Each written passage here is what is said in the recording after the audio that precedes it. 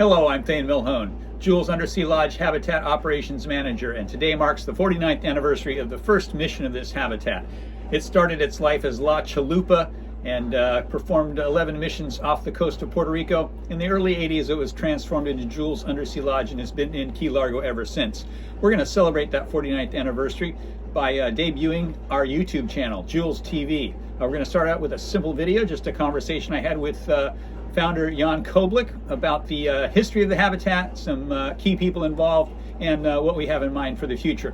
So give it a look, and please subscribe and click that bell. Thanks for tuning in.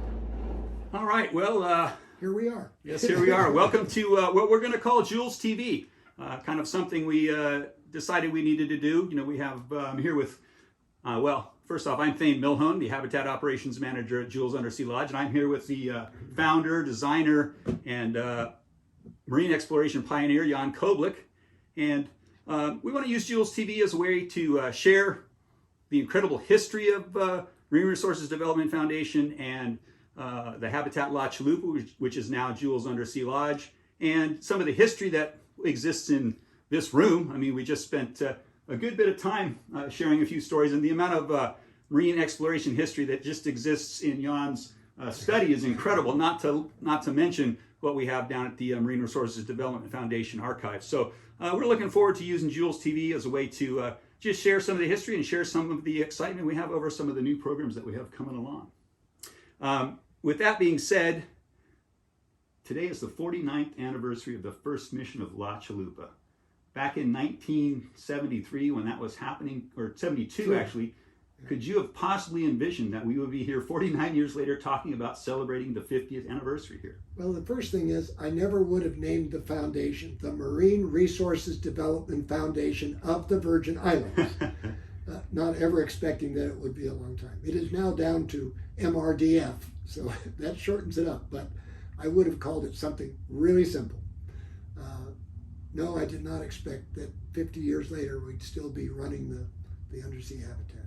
Well, I think it's a testament really to, you know, kind of the forethought that went into the design and the engineering that took place back then, that we still have, you know, serving the marine exploration community today. It is still the most serviceable habitat ever built. Yeah. The most practical. And if you were ever to build another habitat, it would be the basis in its design for that habitat.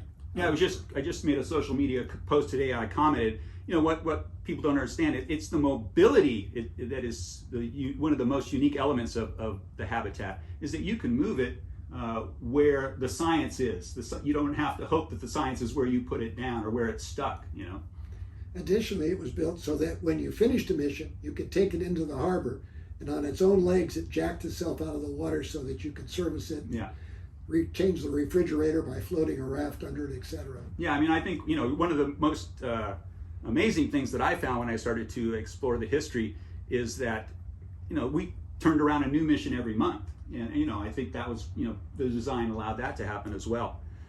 You know, just really an incredible feat of engineering and just, you know, the hard work of a lot of guys who probably didn't set out thinking they were going to be marine exploration pioneers, but in the long run, that's what you guys were, you know. What you forgot to say is that your dad was the operations director for this, and you lived there through all this and saw it happen when you were a little boy. Sure, and it was a hugely impactful event on my life. I mean, I look back on those 14 months in Puerto Rico, you know, quite fondly. I don't think I would be here if it didn't make that type of impact, because, you know, I lost my job due to the pandemic. I was a sports reporter, a high school sports reporter in Hawaii, and when they shut high school sports down, it's like, what am I going to do? And just on a whim, I got into social media, just got on Google Maps actually to see if I could just find the site and find where I used to live in Puerto Rico, and interacted with some people from Puerto Rico on YouTube, and found some drone footage of the old site, and you know, people were like, oh yeah, we call it Prinul Beach, or, you know, ran into a couple people that, oh, we used to try to sneak in and trap crabs back in the day, or, oh, my grandma was, you know, was the secretary, or my uncle was the guard, you know, that kind of stuff. So that enthused me, you know. And then as I started contacting the aquanauts, you know, that led to even more, like, oh yeah, in fact, I just heard from George Lucy, he does talks on the cruise ships in Hawaii about his exploration, and he wanted to be reminded of the decompression schedule so he could build it into his presentation. So kind of excited to be able to work with those guys and see how they've gone on and what they've done after La Chalupa. Really kind of exciting as well. But that being said, I made a post this morning. One of my favorite pictures in the archives, or not necessarily your archive, I think it might have been in David Olson's archive, but just a picture of, probably about 10 of you right before Mission 1 standing on the dock all in a group. And, what a great picture, a lot of enthusiasm, a lot of ready to get it going. But the thing that stood out to me is, there's a couple guys in there that we lost this year, and I know that, for me, just as an 11-year-old, I could recognize that they played an important role. And, I like Sheen. I always thought Sheen was the coolest guy, that long hair, that Fu Manchu, and he always treated the kids good. And same thing with Jimmy. So we lost Jimmy Biagi, we lost Michael Sheen. And why don't you just take a minute and kind of share a few thoughts about what those guys meant to Pryno? Well, Jimmy Biagi was a key guy. Yeah. He was Puerto Rican, well known, well respected. And if I had a problem, I said, Jimmy, I've got a problem. And he'd go out and solve the problem. If I needed something delivered from San Juan, we were 100 miles from San Juan, Jimmy would arrange for the governor's helicopter to bring it. So I had it immediately. And that's the kind of response we had from Jimmy. He was a biologist. I can't say anything other than glowing terms about Jimmy. Mike Sheen was a really interesting young man. He actually showed up at my dive shop in the Virgin Islands when he was like 20 years old, and worked in my dive shop. And when I moved to Puerto Rico and started this program, Mike was a fiberglass man and a fix anything kind of guy. And so I said, Mike, get over here and be a safety diver with us. And of course he did, and he was an aquanaut. And he solved a lot of our problems. He did all our fiberglass work, and he just passed away a couple of months ago. Yeah. Well, I think what a lot of people probably don't, conceptualize or think about is that, in 72, diving was still relatively in its infancy, and there wasn't a school on, and so how do you be an aquanaut? I mean, commercial training, Santa Barbara City College had just started. My dad was in the first graduating class. So, there was no guideline on who could or how to be an aquanaut. A lot of times guys were just in the right place, right time, could do the job, had the the wherewithal to make it happen, and the courage to take the chances. That's what it boiled down to. Well, I had some guidelines because I was an aquanaut in Tektite. Yeah.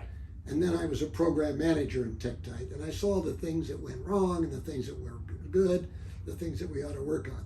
So I had some guidelines, and I knew what I was looking for. So my ad for staff was something that looking for divers, that are able to leap a mountain in a single bound and work 24/7 for very little pay. Yeah. And so that was my basis for people to come and get involved in the adventure. And that's the one your dad responded to. There you go. Well, we could sit here and talk all day, and the stories, trust me, and I've heard a lot of them, and I lived through a few of them, the ones I was allowed to see as an 11-year-old. But let's talk a little bit about kind of what we're excited about for the future. I know that we've got some Jules is back in business as far as what we do at Jules Undersea Lodge and the Key Largo Undersea Park. So if you'd like to stay overnight, if you'd like to become an aquanaut, we've been very busy, since we reopened just recently after having been shut down during the pandemic and so forth. So we're back and good to go, and it's in great shape, and it's people love it. Every single person that stays down there is just really, they're kind of changed people when they come back. That was the whole idea. Yeah, I just talked to somebody today, and just that conversation I had with her. That's why you do what you do. That's why you go down and do the work, because you get to talk to these people and you see what it does to them in terms of how it inspires them to maybe want to do more in diving, or do something to conserve the environment, that type of thing. So I know you and I have been talking about some of the programs that we're excited about, some of the things that we would like to do, and we've been working on a bit of a program, some multi-day programs that might give us some idea, some opportunity to really kind of enthuse the younger generation about marine exploration. I call it Mission Marine Archaeology, but why don't you share with us a little bit of your ideas about what we're trying to do with that multi-day program? Well, the partner and I spent 7 years in the Mediterranean, locating Roman and Greek shipwrecks, and I got really into the marine archaeology. We have created in the lagoon a ballast pile from a shipwreck, anchors, cannons, and other artifacts. And we're putting together now a program so that young people, anybody, can come and learn the basics of marine archaeology, live and work underwater for a couple of days, and learn how to do marine archaeology so that they can then participate with archaeologists on real wrecks, and the archaeologists will know that you've had basic training and understand the principles of archaeology.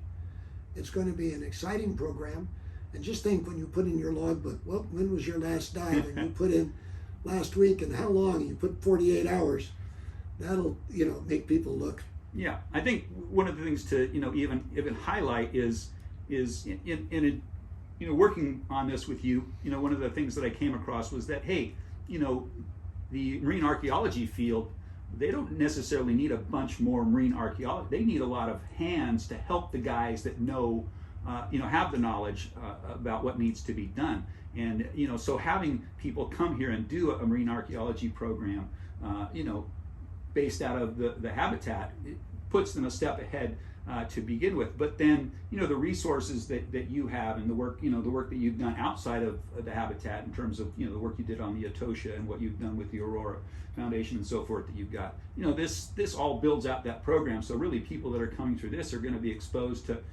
just a level of information that would be hard to duplicate anywhere else for sure. And we know a number of archaeologists around the world, and they're always looking for help. Yeah. That is knowledgeable, knows what not to do, what they can do, and this program will train people to be archaeology assistants, and they'll get a certification for that, a diving certification, specialty. I think it's going to be really rewarding.